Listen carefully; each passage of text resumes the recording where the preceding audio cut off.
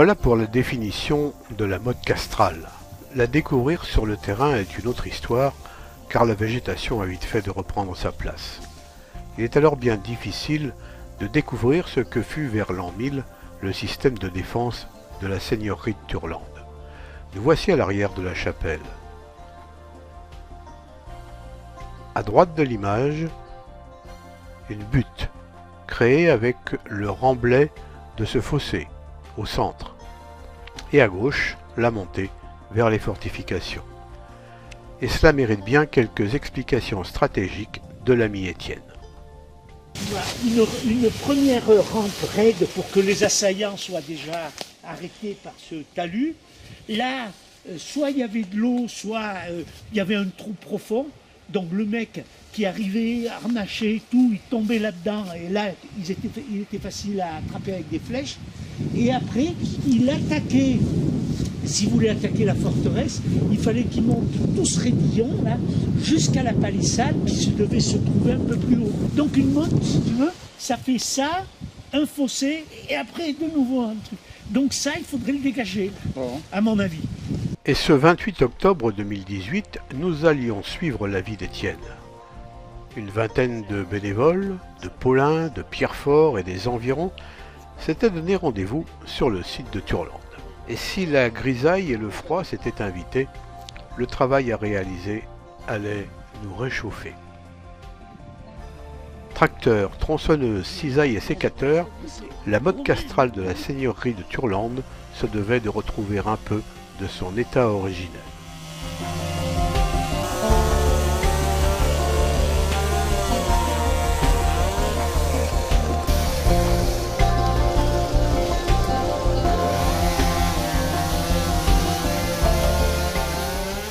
Au fil des années, la végétation a envahi l'endroit.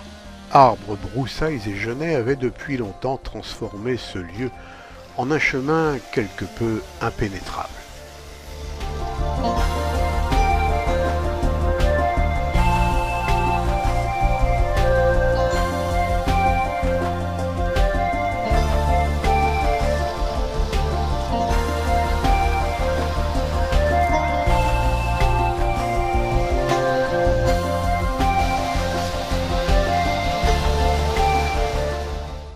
Alors, quand les tronçonneuses de Jean-Louis, François, Philippe et Étienne attaquent le chantier, chacun se plaît à penser qu'il s'agit d'un premier pas important vers la réhabilitation de la chapelle et du site de Turlande.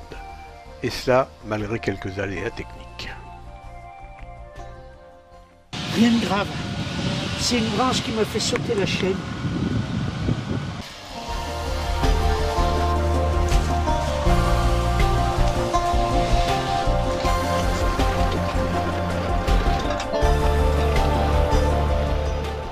C'est quand un arbre est à terre que son volume est impressionnant. Il faudra de nombreux allers-retours à Philippe pour dégager les troncs et les branches coupées.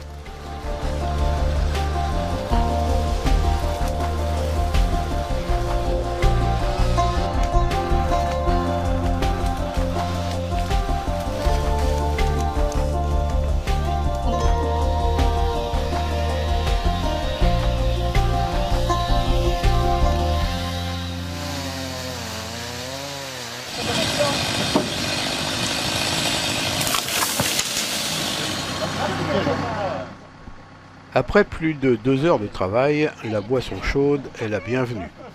Une petite pause pour également faire le point avec Marie-Pierre, visiblement satisfaite de ses troupes. Ça travaille. Le soleil n'est pas au rendez-vous, mais pour travailler, il vaut mieux ne pas avoir trop chaud. Donc c'est parfait. Nous avons un groupe très efficace et tout se fait dans la bonne humeur. Alors là, on déboise un peu la mode castrale, mais il y aura des échéances qui concerneront directement la chapelle bientôt. Oui. À l'heure actuelle, nous sommes encore dans l'étude de diagnostic avec, nous attendons le travail de M. Veller qui doit nous faire passer ça. Et sitôt que nous aurons les montants approximatifs des travaux, il faudra refaire des demandes de subventions, faire les marchés publics, contacter les marchés publics, etc. Relancer tout ça. Alors bon, ça c'est pour les travaux qui vont commencer, on espère, super rapidement. L'association, comment elle se porte là? Elle se porte bien. Je suis très contente. À l'heure actuelle, nous avons 40 adhérents à jour de cotisation et bien d'autres vont s'ajouter. Vraiment, il y a un très très bon écho auprès de la population locale et même lointaine. On a même un Australien qui nous a envoyé sa cotisation. Vraiment, l'association est... Je suis très très bien entourée, que ce soit au niveau de la communication avec des pros ou alors au niveau de tout ce qui est comptabilité, ça c'est très bien. J'espère garder ce feu bien allumé qui foisonnera beaucoup. Alors les cotisations... 15 €, voilà, 15 € pour l'année, voilà. 2019.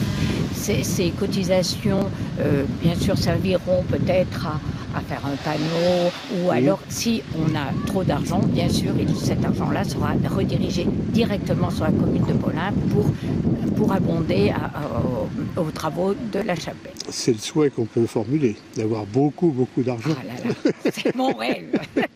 Mais je sais que on va y arriver. En tout cas, pour ce qui est de cette botte castrale, le travail avance avec précaution, car des archéologues doivent venir sur place à la recherche de vestiges de ce qui fut au Moyen-Âge le château du seigneur de Turlande. Pas de trous dans le sol, pas de gros engins sur le terrain, afin de préserver l'intégrité du lieu.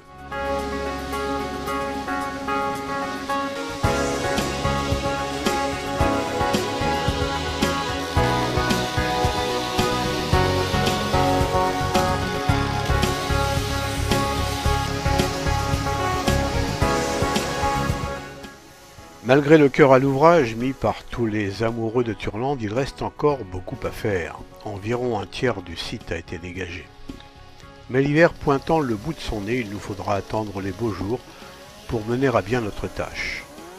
Viendra ensuite la réfection de la chapelle, le but ultime de l'association que chacun attend avec impatience. Mais dans ce petit coin du Cantal, un mot est sur toutes les lèvres: optimisme. Oui, oui, optimiste. Je me rends compte que c'est une lourde charge qui a besoin d'être partagée, mais c'est une belle charge.